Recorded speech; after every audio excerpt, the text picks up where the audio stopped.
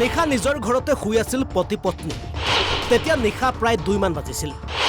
সেই সময়তে স্বামীয়ে সংঘটিত কৰিলে ভয়ংকৰ কাণ্ড এজন তাজউদ্দিন আৰু এগৰাকী তাজউদ্দিনৰ সুন্দৰী পত্নী ঘৰ দবকাৰ চাংমাজি দুয়োৰে আছিল এগৰাকী 4 বছৰীয়া কন্যা সন্তান কিন্তু অভিযোগ অনুসৰি আনৰ সৈতে প্ৰেমত মত্ত আছিল পত্নী পত্নীৰ প্ৰেমৰ কথা জানিছিল স্বামীয়ে দূৰৈৰ পৰা লক্ষ্য কৰি আছিল পত্নীৰ কাণ্ড অৱয়সত আৰু সহ্য কৰিব নোৱাৰিলে স্বামীয়ে আৰু নিশা শুই থকা অৱস্থাতে চোকা অস্ত্ৰৰে হত্যা কৰে পত্নী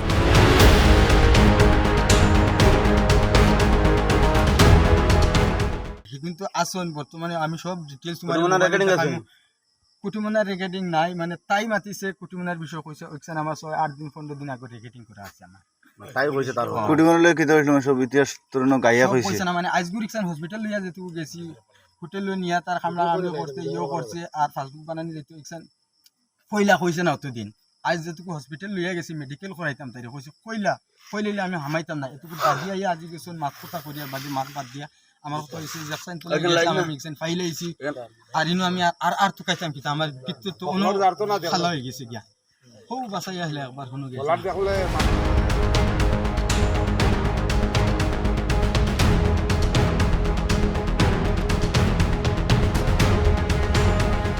এই হত্যাকাণ্ড সংঘটিত হোৱাৰ পাছতে দবকাৰ চাংমাজিত সৃষ্টি হৈছে তীব্ৰ চাঞ্চল্য আৰক্ষীয়ে গ্ৰেপ্তাৰ কৰে অভিযুক্ত স্বামী তাজউদ্দিনক অনুমান 2:30 বজাত যিটো ল'ৰা তেওঁৰ ৱাইফক হেৰি কৰিছে মাৰ্ডাৰ কৰিছে তেওঁৰ দেউতাকে গৈ আমাক খবৰ দিছে যে আমাৰ ঘৰত এনেকুৱা বোৱাৰী আৰু ল'ৰাটো কাজিয়া কৰিছে কিন্তু সেই সময়ত তেওঁ নিজে হয়তো দেখা পাইছে বা দেখা নাই নাজানো আমাক কৈছে এনেকুৱা কাজিয়া হৈছে আমি আহি দেখা পাইছো যে ছোৱালীজনী অলৰেডি ডেড হৈ গৈছে আমি গৈ সোমোৱা নাই পুলিচ প্ৰশাসন লৈহে সোমাইছো গৈ আমি দবকা থানাক খবৰ দিছে আমাৰ বিডিবিৰ মানুহে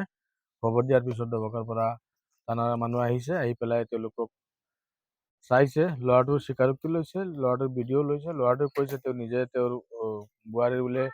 ৱাইফৰ কিবা পৰকীয়া আছে সেইটো সন্দেহত তেওঁ তেওঁৰ হেৰিক ৱাইফক মাৰ্ডাৰ কৰিছে ডাইৰেক্ট গৈ হত্যা কৰিছে তাৰ নাম আছিলে তাজউদ্দিন তেওঁৰ ঘৈণীয়েকৰ নাম আছিলে ফৰিদা বেগম ক'ত গুৱাহাটী বেলুৱাটি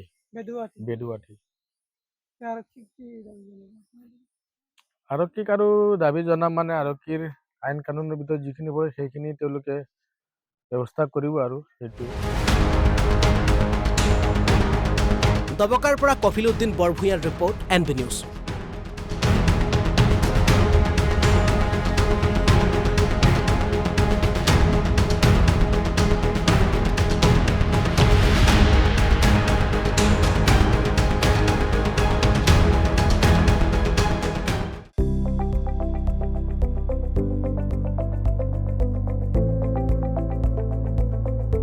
NB নিউজ সহজ সৰল ভাষাত নৱভাৰতৰ কথা